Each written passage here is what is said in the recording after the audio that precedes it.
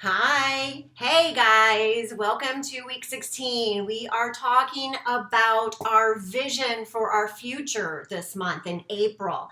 And we're on our last week of April. We talked about how to visualize what we want for the future, how to think ahead, some different techniques that you can use. And then we also talked about a vision board and how it's not really woo-woo. It's very scientific on how beneficial it is.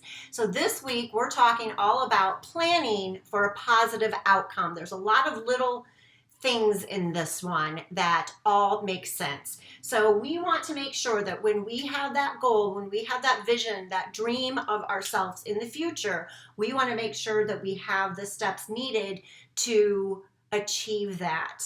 And that is what we're calling a process-oriented approach. We already talked about the results-oriented approach, which is having that visualization, which is that vision board. It's a result. That's what we want as the result. So now we're talking about the process to get us there, right?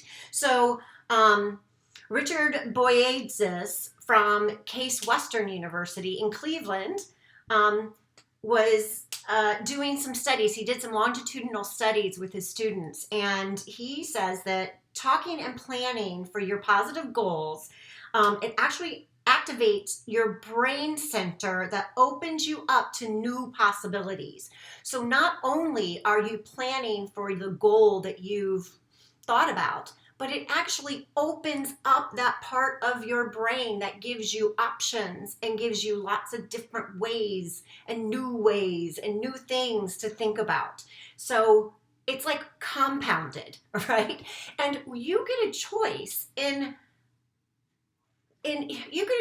how you think about this. You can think about this as a positive thing.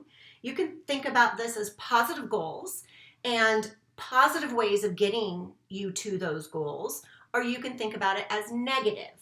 And on the other side of that negative, when you think about what a hassle it is going to be and how bad you're going to be at getting your goals and you're not going to make it and it's going to be horrible and all this stuff that you have to do and it's going to turn out horribly, well, guess what? That creates the anxiety, the stress, and the panic. All of that stuff that I work with my clients on. So a lot of the work that I do is to help them look at something in a different way so we can look at it through a positive lens, right? We want to be able to look at it through a positive lens. Listen, guys, we have a choice every single day whether we want to be positive, whether we want to be neutral, whether we want to be negative. And we already know that most of our days are going to be happy or crappy or somewhere in between. But what you can choose is you can choose the result that you want based on your thinking, your emotions, your actions, and that gets you the result no matter what, right? I love that. And you know what? My parents love that. I say my parents, my clients, the parents love that because they know that their child will be able to succeed and be confident and be resilient no matter what the circumstance, no matter what somebody says, no matter what grade they get, no matter what COVID, right? They know that their kid has their own back. That is so important.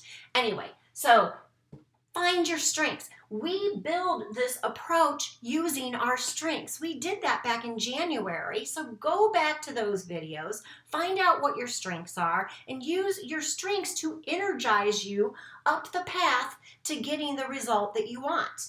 Okay? Also, again, that positive lens, it's huge. And we want to make sure that we are looking for the positive so we can increase our options, not decrease our options. So find those stepping stones using the strengths, using the positive lens, and get what you want out of life. Because guess what? If you don't plan to get what you want out of life, other people have plans for your life, and you're not going to like it. You're going to feel like you're trapped. So you get to choose, and it's better for you to choose. Okay, so I'm Rebecca Kahn, transformational life coach, helping people with stress, anxiety, and panic get over it and release that anxiety so you can be more resilient and more confident going through any situation. All right, bye guys. Oh, May. May is all about our vagus nerve, and it is fascinating how our body and our mind work together.